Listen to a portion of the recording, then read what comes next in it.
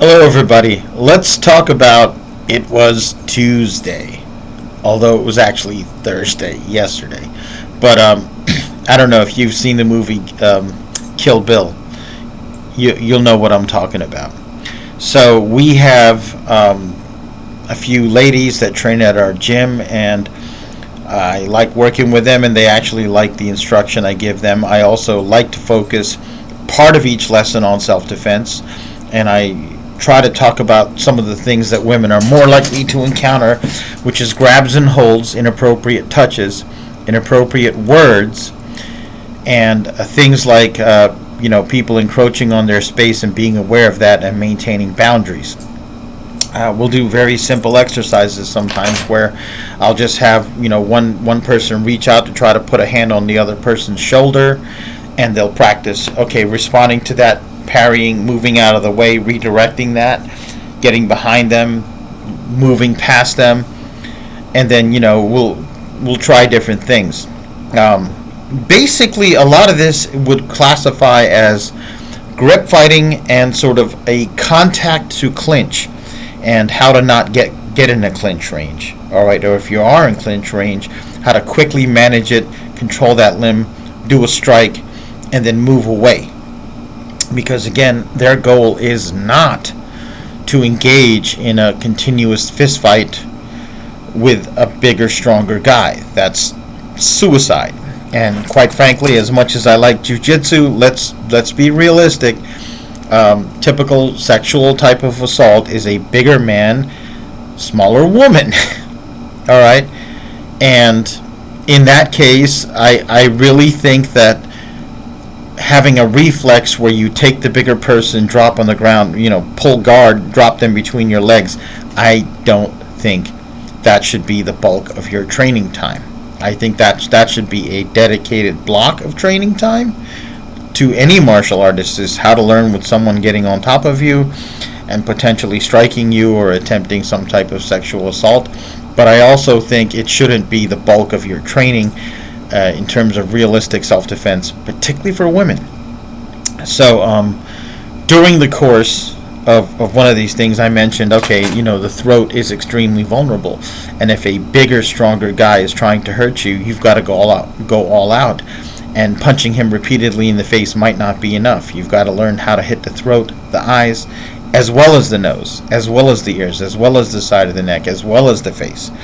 And that you can't rely on any one strike to protect you.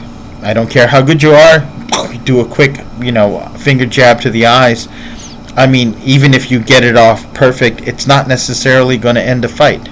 Even if you hit someone in the throat, it is possible to severely hurt someone by hitting them in the throat or potentially kill them. It is one of the most vulnerable areas on the human body. However, you just can't bet on any one move or any one combination succeeding all of the time in every way that you want it. You've got to learn to move, to flow, to go from offense to defense and back, and in terms of self-protection, get your shots off and get out. Get your shots off, draw your pocket knife. Get your shots off, run to the kitchen, grab a butcher knife. Get your shots off, run outside, and if you have a pocket knife, deploy the pocket knife as you're running away, because what if the person catches up to you? We always talk about running away, but think about this. What if he's faster? Right? I've heard martial artists say, well, if they draw a knife, run. Sometimes that just gets you, the more aggressive, armed, experienced, violent person who's a better runner than you just runs up to you and stabs you in the back. You can't eliminate real-world possibilities. You've got to somehow prepare and plan for them and act, right? So during the course of this, I was, mentioning, I was taught a lot of techniques where you hit with the fingertips, but if you're not trained, you can use this half fist. And one lady asked a question about that, and I said, can I, let me demonstrate on you. She's like, okay. So I jabbed her with the fingers on the shoulder, and then I said, okay, now jab mine. And she's like, yeah, it kind of hurts because her fingers aren't trained that way. I said, and some of you ladies got long nails, so they're vulnerable. Now fold it. And I said, jab my shoulder. I said, now align your wrist. And then she said, yeah, that feels a lot more solid. So anyway, day or two later, she's at work and she wears a sleeveless garment, and she had a black and blue mark from where I finger jabbed her. And she's a bigger lady. She's, very solidly built, big woman. And when we practice in class, I mean, she comes at you with like angry guy energy. All right, she's the kind of woman, if she cold cocked me in the face with a right cross, probably break my nose. She's not a typical woman, but she was black and blue. And somebody at work, a delivery person, was like, "Oh, your boyfriend putting his hands on you. Boyfriend putting his hands on you." And she's like, "No, it was just a kickboxing class." And the guy chivalrously offered to go and fight me. And she's like, "No, I had to explain it to him." I'm like, "All right." I said, "This happens a lot. This happens a lot where women train martial arts, and they, that, for example, in Kung Fu, you do a lot of forearm conditioning. They're black and blue, and people keep saying, dump him. They keep making assumptions on where the bruises come from. And, of course, we're sort of trained, well, a woman's going to cover up for her abuser. These are all legitimate things. But I also noticed this, right? For many of my students and my clients, they've never actually been in a fight. All right, many of them have never been in a fight. Many of them are very athletic. They've done other things, but they don't come home with bruises. Right? I've had adult male students that were black belts and other things, and they said, "Yeah, my wife's really upset because I came home with a bruise on my forearm or something." And I try to just let them know, look, you get bruised, but you're not coming home with a black eye, a fat lip, a broken nose from training. You're not losing teeth, but it's a bruise usually on the arm or somewhere on the shoulder sometimes. I said, secondly,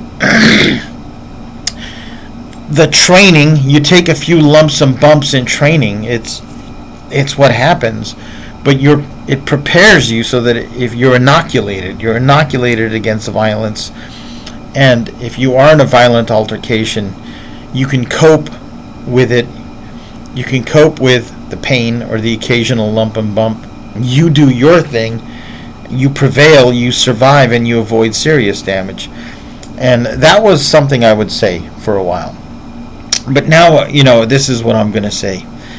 Look, for some of you, a bruise is catastrophic. It's like this life-changing thing. I went to martial arts class, and 3 days into it, I had to quit because I came home with a bruise, and I couldn't believe it. I'd never had such trauma. Or the instructor kind of yelled at me. He's like, "Don't do that. That's bad." Sometimes their perception of what being yelled at isn't. Sometimes, there's a gym. We have salsa music playing constantly. We have people hitting bags, hitting pads. You have to raise your voice to give an instruction to someone to get their attention. But for them, it's like an earth-shattering, traumatic thing. Oh my God, I've never seen such hardcore, brutal training before. And for me, I'm like, it was Tuesday, and it was an easy Tuesday. It was one of the easiest Tuesdays I ever had. The time when I just came home with a bruise on my forearm. The time when the instructor just said loudly, "Hey, pick up your knee. You got to chamber your leg higher. What's wrong with you?" Like, for me, that was one of the easiest martial arts Tuesdays I've ever had. And when you become an instructor, the Tuesdays you get are amazing. When the average person off the street is trying to teach, say, a 20-year-old woman, a woman in her 20s or 30s or 40s, a martial art technique, and all of a sudden she remembers a traumatic experience of sexual abuse from her father or something, and has a panic reaction or cries or screams at you, and then you don't know what's happening, and then eventually, you back off, you talk, you calm down, and she mentions that, and then you go through this whole psychological process. Okay, I'm here to help, I'm here to support, I'm not that man, I'm here to help you, not be hurt by those men. for them, that's a life-changing experience. That changes the course of their life. For me, it was Tuesday. Okay?